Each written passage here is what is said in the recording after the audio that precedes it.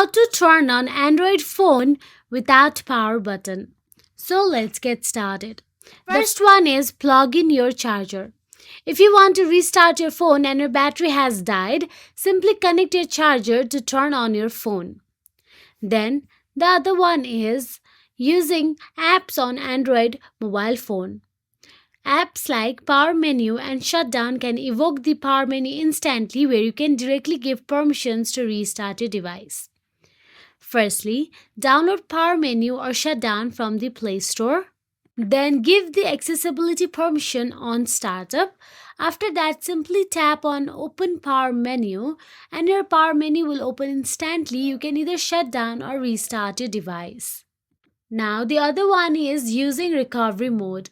This method works on Android devices only. For this, you need your Android phone to be turned off.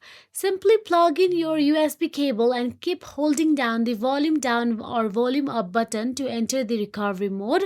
Here, when the menu appears, simply tap exit and reboot the device. This may vary by different manufacturers using different Android versions. So that is it. If you found this video helpful, please like, share and subscribe, and thank you so much for watching.